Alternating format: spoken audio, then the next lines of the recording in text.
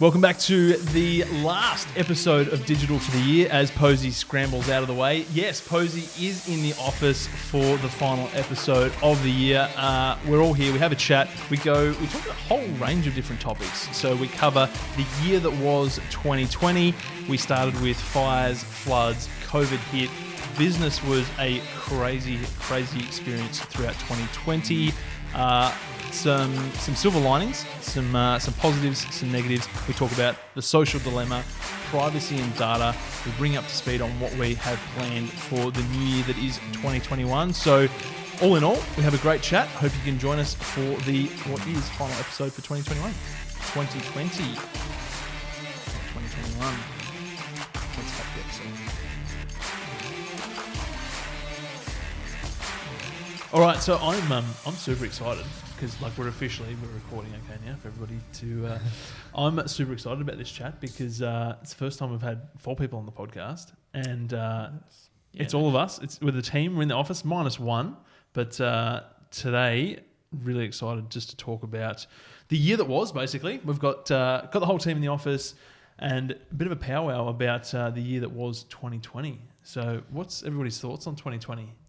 Yeah, let's not even go there. Let's do this in one word. Sum up 2020. Ludi. Daniel Andrews. That's 2 words. That is 2 words. Abram. Me, different. Different. I like it. Posey. Blindside. Yeah. Look, I think we should have expected something crazy because we brought in the year with some massive bushfires here in Australia, which had a huge impact into itself. And then we had floods that followed after that in February. Yeah. And then COVID hit. So it's during the floods though. It's been a wild ride. Well, that's another story, isn't it? We actually had to move out. Yeah, exactly. But first things first, Ludi joined the team at the start of last year, January. Yeah. So almost a year round, mate. Yeah. Well done. When we get back from break, it'll be 1 year. 1 year. It was a good start. So we were just looking earlier at our previous Christmas video, the end of year video that we did last year, and it was myself, it was Abram, and it was Aaron. And then Ludi joined the team in January. And then, as I said, COVID hit. So we were flooded in early January out of our main office here in High Street. What was it? It was about 2 weeks into the... Yeah, it was the 20th of January. So we were keen. We're all set for a big year. And then all of a sudden, office gets flooded, moved into a temp office, back to the business centre, which was great. But that was a 3-month journey to get back to our main office. Yeah. And in that time, COVID hit. So it was a business centre, and then we went straight to working from home. Working remote, yeah. What's fun. What's one thing that everybody's learnt from COVID? Let's go down that rabbit burrow. The flexibility. Yeah. Yeah, definitely being able to do it. Well, especially for us, you've sort of built the business to be able to work wherever, and being able to do it from wherever has been a big advantage. But at the same time, it's not been the best when we all enjoy working from the office, and it's the same. We're in a fortunate industry. We can do basically everything online. Yeah, not so much for a lot of other people, unfortunately. Yeah. Yes. So it was a rough year for many people. One thing I've learnt, I would probably say that there's not really any such thing as security. A lot of people, that's a good point. I think, in terms of their career and that take, full-time work and stuff and that sort of thing for the security of it. They might have, different ambitions and stuff. They might want to start a business or whatever. And they'll take a full-time position just for the job security. But a lot of people have figured out that that's not necessarily a guaranteed thing. Very true. A lot of people have lost work. So, you may as well. You can fail at something that is, not fail, but, Yeah, exactly. it can, something that is secure. We take too much for granted. Very much easily go away, so you may as well do what you want to do. And I feel like we're all stronger coming out the other side of this, though. It's been a crazy year. But let's quickly do a whip around of where everybody was at the start of the year. So, Ludi, you just joined us. Yeah, I just joined us as come from a previous position in a similar role, and sort of see what I could bring to the team this year. And it was a bit harder that wasn't able to like bring it to the full 100% that I would have loved to, but that's what happens when something like COVID hits. You got to sort of work around it, but definitely looking forward to seeing what 2021 brings. And Posey, what were you doing at the start of January, like start of 2020? I was in the US in the start of 2020 in March when everything kind of kicked off. So I had to come back. I just finished uni, so I was planning on, doing a bit of travel before I got cracked into the workforce. But I mean, the year had different plans for me, as it did for many people. So I don't know, but it's turned out really well. So happy to be here now. It's actually a little bit funny's not the right word, but we had Ludi come on board at the start of the year, and then not too long after that, we had Abby join us. And Abby had a very similar situation where she likewise was in America, and things started to go downhill very quickly. She came home. We were able to bring her into the team as our social media manager, and that was really good timing for us, obviously. But then Abby was basically headhunted, pretty sure, for her skills in PR, etc. And she moved on to a great opportunity. And then we brought in Posey, who very similar circumstances had to rush home due to COVID, and the rest is history. And also Fab. And Fab. We can't forget Fab. It would have been good to have Fab in the office today, but he is still remote over Christmas. We'll get him in the office next year, but our new digital strategist. So we're a team of 5 now, plus a few contractors. We're growing. We're growing. Yes. It's exciting. Guys, let's bring this back to digital marketing and social media. Good idea. TikTok. Let's talk about TikTok for a minute. There's a few people who love TikTok in this room, but no, seriously though, how almost serendipitous was it that TikTok has blown up at the same time where the world basically had to go into lockdown? It was good timing in that. It was sense. People timing. Were locked down, couldn't really do anything. They trying this new thing out, and that sort of blew up. Exploded. Absolutely. Does anybody have PTSD from some of the songs that were popping off in March? And then you hear them, the really popular TikTok songs, and you hear them and you're just you just shut up. At my other job, it's literally just on the radio non-stop, all the songs on repeat, and it's just you get sick of it after a while. As soon as the Fleetwood Mac song got popular, that was all you heard. Yes. And it was just... No, I love it. It's a good song, but not to be played that much, I don't think. It's funny how the pop culture infiltrates the platform, and the new becomes old again, and there's trends that just go viral, and that's literally what happened with TikTok, right? It was another creative outlet. People loved it. The user experience has been really good, and combine that with, some good pop culture and some good songs, and things have really taken off. And now it's a platform. We sit here in 2020, at the end of 2020, when we're talking in 2019 about, what will be the next big social media platform, and will there be one? And 12 months later, there's TikTok.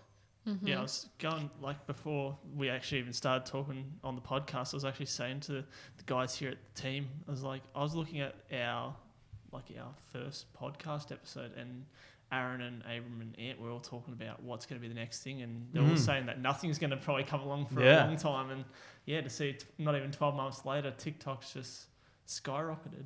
The lesson there is things just keep changing, don't they?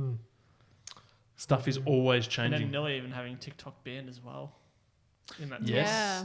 It's been another rough year for the social media companies as well, on all fronts. Controversial. Yes. And one of our next episodes, which, due to some magic, we've already recorded this, but it talks about the Apple iOS updates, right? So the privacy changes that are coming out. I want to talk to you guys. Where do you sit as millennials who are, digital, have grown up with digital, right? Where do you sit with the whole data, privacy, tracking, personalized advertising? Where does this all sit for you guys, like individually? Keen to know, because this is a conversation that a lot of people are going to have a lot more, because the whole what you do online is always being tracked. And if you don't want that to happen, then that comes at a cost in a sense, because we're getting to a point where the personalization, tracking, being shown ads that are highly relevant to you so that you have a really good user experience. The changes that are happening at the moment are all coming at that expense. So you're going to see just as many ads, but they're not going to be relevant. They're going to be more annoying. You're not going to have a good user experience. So where do you all sit when it comes to privacy and being tracked? It's a very it's a good question. it's a controversial topic, isn't it? We don't really think about it much, do we? No. Yeah, well, it depends on who you are, I suppose. I suppose, like you say, like a lot of the millennials probably don't. The older generations probably think about it a fair bit more, I would say. More wary of it. Yeah, they're more wary of it. And I honestly don't really sort of know where I stand on it. Like, because I sort of, I grew up and Dad never wanted to buy stuff online because he didn't want to use his credit card online, all this stuff, and because it seemed, risky. Seemed risky. Yeah. And so I sort of grown up with that sort of mindset, I suppose. And I'll use my card to buy stuff from Amazon and stuff now. So I do it, and but yeah, there's certain things I just like having my credit card in my wallet. I don't like having it connected to my phone and that sort of stuff. Yeah. And the whole tracking of data and stuff online, and all that sort of stuff. Honestly, don't even know where I sort of. Yeah, I'm sort of the same. I don't know where I stand. It's sort of you put your information out there, and you sort of know what the risk is by if you want to get on these platforms, you're pretty much signing your life away anyway. So if you're going to be committed to something like that, I think you got to know what you're in for. I don't know. I think also just the transparency behind it, or lack thereof, in certain scenarios. It's we know you're taking our data. What are you doing with it? Yeah. And all that sort of stuff. Just being a bit more, just having that out there, just knowing what's a bit more user friendly happening with it and that sort of stuff. Do you think the platforms should have be more transparent, or there's somewhere where you can find out more about what they're doing with it? What is being and you can do this, but do you think it should be more easily accessible and be more mainstream for people to know what data's been collected, who's accessing it, who's using it, what for, all that sort of stuff?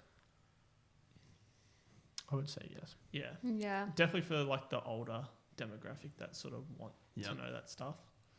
See, I think it's funny that you guys keep saying that the older demographic would be more concerned with it, because I actually think, if anything, the older demographic perhaps they wouldn't think about it as much, whereas I personally have thought about this a lot. I don't know if it's because I studied a social media degree where it's always something that has been on my mind. Even I feel like this year, after The Social Dilemma came out, a lot of people were talking about let's talk about that too. Sorry to cut you off. Keep going. No, but that sparked a lot of conversation around user data and that's currency, right, for us to use social media, because they're free platforms, but they're not really free. They're, we're paying for them in that sense. But I do think it's something that I thought about previously. I went through a phase last year where I deleted everything. I deleted Snapchat. I deleted Instagram. I've always gone through stages of feeling really frustrated that my life was so dictated by social media. And I don't know whether it's interesting because now I work in it, and I don't know whether that's because when you do work in it, you see it from a different perspective. But I always keep coming back, keep crawling back. And I also just think it is a business. If you expect to get something for free, you have to understand that, there is monetary works behind the scenes that are going to happen, you know. Yeah. I think like there's actually Where do you stand personally? Yeah. Well, for me, and I think actually this is a conversation which we need to be having more, especially in the new year. And there's a couple of sides to this, right? There's the whole privacy side of things and data and what happens with that. Then there's the whole rabbit warren that is the social dilemma and the drugs, sort of the dopamine and everything else that comes with, let's face it, the majority is all addicted to our smartphone, right? Like in some way, shape or form, because that's the way that the platforms are built, right? And everybody can kind of, my take on the social dilemma is that, there's parts of that which are very true. There's parts of it which are probably, overemphasized a little bit to dramatize it. Yeah. But in essence, like that is how it works, right? But it's no different to so many other things that are in our world, like the pokies, like sugar, like, all of this other stuff that is just consumerism. Yeah. It's all built for humans to want more of it because that's how you continually make sales. So it comes back to more of a self-education, self-awareness point where, and the platforms are doing what they need to do, like putting, showing us how long we've been on the platforms, how long we've been using them, all this sort of stuff. But it needs to come back to the individual, right? You need to be aware of how much time you're spending on it and the effects that it's having. You need to be aware of, how the platform works and sort of understand it.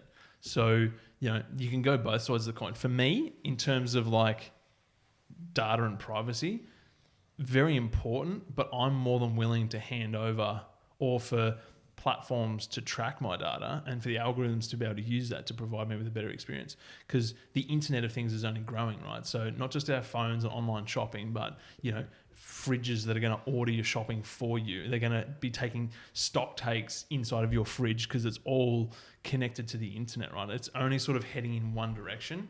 And for me, like that's kind of cool and exciting because I like that space. So for me, as long as the data is not being used, for maliciously or for negative purposes, and it's as secure as it can be, I'm cool with that. And there's also two sides of the coin to that conversation, because when we're talking about data privacy before, you were very much around like the credit card side of things, making sure all of that's secure, where it's more your actions online being tracked and that being put into your online persona, which for Facebook is 400,000 data points, right? And then being able to use that information to target you with more relevant stuff. But I think it really comes back to self-awareness and like personal responsibility. But where does that come in with like kids using social media? That's the thing. It's easy as an adult, and especially like, we are probably more hyper aware of these things working in the industry and like being aware of it and being comfortable with it and consenting to it in a way. Whereas when you've got kids using social media that aren't necessarily educated enough to actively consent to that, where does that come in? Because that's just like a whole new kettle of fish. Like, anybody want to weigh in on that? I've got some thoughts. You go, mate. You've got the most kids. I haven't reached that part yet. No, look, and that's a very important point to make. And I think again, like it comes back to the education side of things as well. Like, parents having a level of education to be able to pass on to the children to say, this is, best practice. This is what happens when we spend too much time on our phone, like all that sort of stuff. So again, it's an education process. And it's highly important because we are going into a world and everything, like this whole thing is new. Like social media is new. Digital advertising is new. Like it's still very young and it's constantly evolving. And that's why we're seeing so many issues like with Facebook and Google and lawsuits and elections and all this sort of stuff. This is all blowing up because it is so new and it hasn't happened before. It's unprecedented. But I think even back to like Posey's mentioned a few times now, we're working in the industry. So it falls back on us as well to know our working in the industry to know it, but also be able to provide that level of education, whether it's through a podcast or whether it's through our content or, one-on-ones with our clients that, not everything is 100% upside. As awesome as social media is and as powerful as it is, it's not all 100% upside. No, Yeah, knowledge is power Yeah. in this one. it's true. Yeah.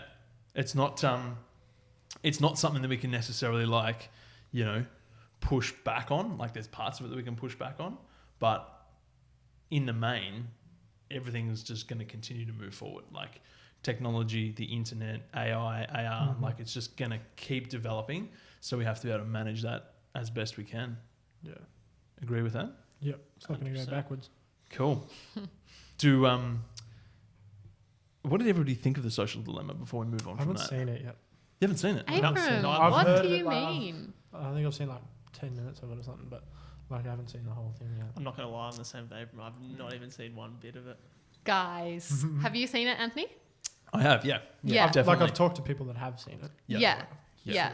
Yeah. It's definitely over dramatized. Like that's absolutely. I mean, it's a documentary. That's Yeah. that's the medium. Yeah. Like that's what there they was do. there was an agenda behind it, of course. Yeah. But yeah, still obviously massive elements of that are very true, and probably like the shocking truth of it is that not everybody kind of looked at it that way or realised. So very eye opening. Yeah. So yeah, let's make a note of that to keep pushing forward with that in the new year as well. Is, you know, having those conversations, guys. We had, what else happened during the year? What else happened during 2020? Many things. I had a baby. Many things happened. Abram, baby, congratulations. You're a dad. I am a dad. Hashtag dad Really life. How is that year-old. treating you, mate? It's very well. It's very good. Yeah. Very enjoyable experience. The crazy thing is that you've got a first birthday to almost start planning. That's right. About a How month. crazy is that? Yep. Pretty insane. It went pretty fast. It's weird. That's one thing about this year. It's been really weird. It's like it's gone super quick, but really, really slow at the same time. I feel like, Yeah. like, because Yeah. like you were talking about like the bushfires and that at the start of the year. That feels like a world away. It does. That Yeah. feels like so far away that it was a Yeah. couple of years ago. Yeah. But like, also like this year's just gone so fast. Like it's been a real weird year. It has, Very weird. on so many fronts. And I think like this is very much moving away from a digital Yeah. from a digital perspective, but you know, making the most of like life and not taking it for granted, and doing something that you enjoy doing on a daily basis. And I think that's something that a lot of people have. It's like it's been forced upon them too, like whether they're working in a job that they didn't really like, or, you know, running a business that they really didn't want to run. Like that decision has kind of been made for a lot of people where they've unfortunately lost their job, you know, their business has gone under or something like that. And it really is like blank canvas, right? What do we do from here? Yeah. And how do we make it work? And I mean, for me, that's massive. I know it's important for you guys as well, is, you know, spending that time doing something you enjoy. I think like coming back to like sort of digital and business and that sort of thing as well. Like a lot of businesses have sort of been a bit of a blessing in disguise in some ways. Like it's really sort of kicked people into gear. Yep. And like getting around to changing the way they do things and looking at how they do things, looking to improve the services that they offer and all that sort of thing. Because I think you can find something that works, stick with it, and then never sort of push the boundaries, never Yeah, don't exactly. grow that you way. get you get left comfortable. behind very, very quickly Yeah. with that sort of mindset. Yeah. And I think this whole lockdown and all this sort of thing has pushed a lot of people just to, like live streaming, for example.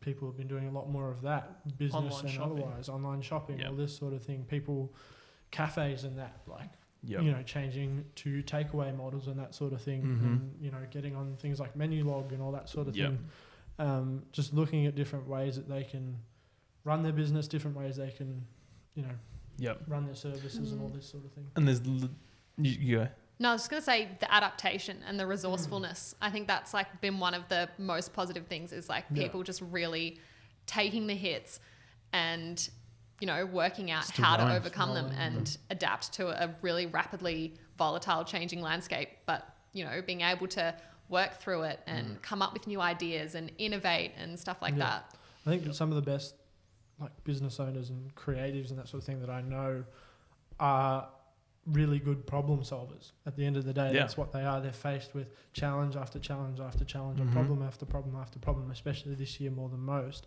Yeah. And that they just they have a different way of just sort of taking them head on and not necessarily banging their head against the problem, but taking a step back and saying, all right, this is what I'm faced with. Mm-hmm. Can I go around it this way? Can I get under it this way? Like, how can I, find some other way of getting to here where I need to be while getting around this obstacle that's in the way? Exactly. I was going to make a side note there that I'm so proud of the team so far that they haven't used the word pivot. So I thought about it. I'm sure our audience will be extremely appreciative of that fact. So we won't say it again.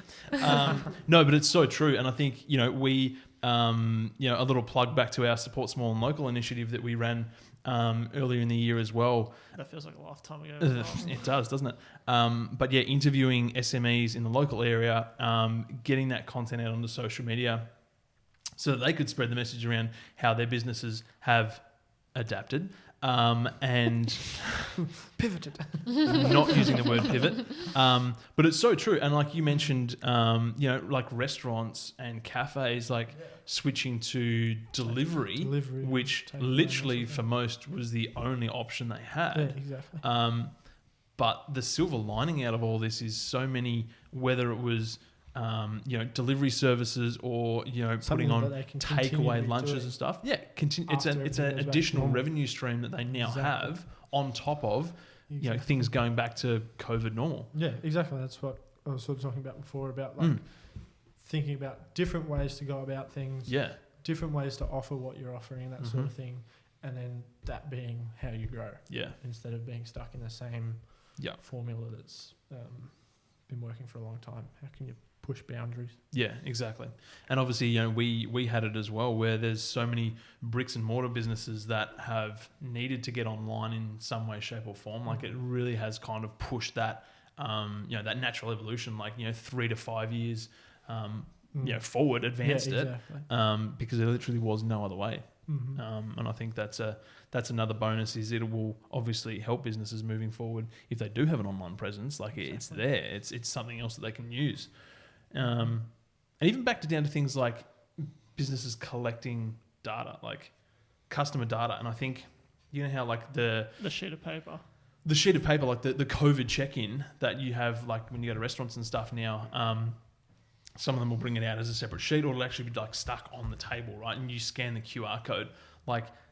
There's so many things that can come out of that. So many restaurants, cafes, places like that don't have any way of collecting customers' data at this point.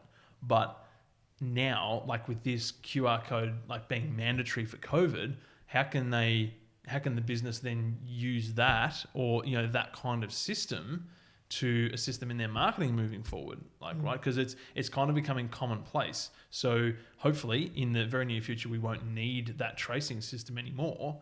But what can a business like that put in place where it's as simple as scanning a QR code, whacking in your details, and it's like the the coffee card system, right? You get some sort of bonus or you get something off, or it's how can you further incentivize or improve the customer's experience through digital. Exactly. And there's some really, really simple ways. And on top of that, it's a business's ability to have a database that they can call on when, hopefully it doesn't happen again, but things do go south. If you have some way of contacting your database and expanding on that so that you can get revenue in the door really quickly, it's a whole nother conversation to be having with businesses. And I think that's probably hit some people pretty hard. The fact that doors are shut, nobody could move around. And it's we have no way of generating revenue. Yeah. Yep. We won't use the word pivot. All right. What else have we got? Some client success stories from the year. Let's give ourselves a bit of a gentle plug. Really proud of the team's effort this year. And this is also kudos to the clients that have come on board with us who have made the investment in digital marketing and it's paid off for them, right? So, for example, we won't mention any names on the podcast, but a florist that we worked with, and this is a great example. This has happened. I've seen this success story multiple times around the country. But a florist who has a brick and mortar store has also been trading online, and they've invested in Google Ads, right? And they are 10xing their revenue through Google Ads, as our current client is, and again, a whole new revenue stream. What else have we got? We had an irrigation company that's a client of ours. They've leveraged Facebook ads to sell some of their second stock, amongst other things, and that has been a massive return on investment. I think some of these stats are going out on our social media. In that particular case, it was a 37 times return on investment, like ridiculous numbers. And I think there was another one that was like 42 times return on investment. There was, and I think we're still at a point where there's so much upside for businesses to have with digital if they get the right help, the right support, invest in the right areas. It can be a massive platform for them. Yeah. So it's exciting. Looking forward to who we can work with in 2021 and continue to help our current clients grow. Who's excited for Christmas? Excited for the holidays. Excited for holidays? I think everybody's excited for holidays. Definitely need excited for holidays. Yes. Guys, let's do a quick fire round of questions to wrap up this show. Who's prepared for that? Probably not, but we'll give it a go. Okay. I'm prepared. All right. How are we going to do this? I reckon the best way to do it is I'll just fire a question at Someone. each of you individually. Okay. How's that go? Okay. All right. So this will be good for everybody listening in to get to know us a little bit better. Ludi, favourite kind of food? Ooh, tough one. We all know the answer to this one, mate. Zingamo. You've just got to spit it out. It's KFC's been for 2020 at least. KFC was sort of the pip. It come out. It come out. Yeah, but that was sort of the main food I reckon that changed. It was all comfort food. Changed his Comfort life. food. There we go. Soon the dad bod will come along, but Don't worry. Abram, Mine's favourite gonna- type of weather? Oh, rainy, cold weather. Loves it. Pretty easy. Foggy. It's got to be foggy as well. That's it. Foggy, cold, early morning weather. That's my favourite kind of weather. I actually, I don't mind a nice, like a crisp, foggy morning. Yes. No, Posey's Fog. shaking her head. Nah. I love fog. I think it's just all about the atmosphere. I'm a filmmaker. I love Yeah. You I like love it gloomy. The drama. Brooding. I like seeing, lights streaming through the fog and stuff. And So romantic. Headlights coming through like the rain. I have seen it a few times in here with the fog machine. Oh. I love atmosphere. Posey, favourite holiday destination? Here. No. Yeah, well, that's not. I do love coming home. What's wrong with Shevin? It's the Oh, centre of the universe. Queensland. Anywhere in Queensland. Sunny coast, Yeah. actually. Yeah. Yep. I like it. Ludi, favourite movie? Ooh, I reckon That's such a hard question. Yeah. it's probably Christopher Nolan's Dark Knight. I reckon that's still It's a good very. Yeah. It's not a superhero film, but it's not. It's more like a grounded sort of Batman film. It's a crime action. It's not. It's not darker superhero. superhero movie. Yeah, it definitely, and even in the other week, it actually got put in the film registration as a film that actually changed the way films actually made today. Yeah, So right. it's there. Okay, good answer. Abram, favourite piece of gear that you work with day to day? Me. Not in okay. Ludi. It's probably my camera. It's probably A7 III. It's a A7 III. very, Love the very Sony. versatile camera. Love that. Posey, favourite Christmas carol? I don't like Christmas carols. We've already discussed this today. Like, Get them off. Get them off the radio. Get them off the office stereo. I've had enough. I hear she's for the boobs. Buble. Nah, not Buble. Just not a Christmas carol person. That's Nah. okay. That's okay. Sorry. All right, last question each. Abram, what are you most looking forward to in the new year? Watching my baby grow up more. Oh, love that answer. Ludi. Just seeing where 2021 takes us. It's sort of uncertain if we're going to go back to a normal COVID or Yes. where we're gonna head, if we're gonna go south again, which let's hope not that doesn't happen. But yeah, Fingers crossed. Everybody did the right thing. Who knows what's going to come for 2021? Can't really plan or expect anything, and yeah, I think just sort of leave it with open arms. We'll continue to adapt. Posey, 2021. I don't have any one specific thing I'm excited for. I always get excited for New Year's. Like I love the prospect of, clean slate, new opportunities. Yeah. I'm ready for whatever comes at me, except for more corona. I would like if that could recede. Yes. But other than that, I'm keen to get stuck into a new year and see what happens. Do you guys all do resolutions or not? Not really, no. I'm more of a goal setting sort of person, Yep. not necessarily calling them I'm resolutions. not really a goal setter either. I'm more of a just take a day by day, see what gets thrown same. at me. Yep. Which I'm- just sort of helped. You're a goal setter. I'm a goal setter. So yeah. which has sort of helped me in a way with COVID in general. Is that like I haven't, like obviously I hadn't planned anything. That it was more Yep. just take it and You were able to take it day by day. Yeah. Cool. I like that. Yes. No. I'm definitely a goal setter. The whole New Year's resolution thing is. Yeah. It's a nice idea, but realistically speaking, you could set it any time. You don't need a new year to get stuck into it. So I watched a great podcast and plug another podcast here. It's not ours. By Zach Kravitz. He's a creative filmmaker, sort of thing over in America, and he sort of the whole podcast was him sort of talking about how he breaks down his year and how he goes about his goal setting and that sort of stuff, and how he uses that to sort of further himself, further his business and all that sort of stuff. But it was a really, really good podcast. If that's something you're interested in, I can't remember exactly what it's called, but we'll have to check it out. I think that the podcast is called Ramble and Radio. And one of his most recent podcasts. Good recommendation. I like it. I like it. Well, for everybody listening in, before we wrap it up, I want to say a massive thank you to our podcast audience, both video and audio. But we have, we've got a big year lined up on the podcast. So what can you expect? We're going to continue putting out our weekly episodes. We've got some brand new guests. Yes, brand new experts.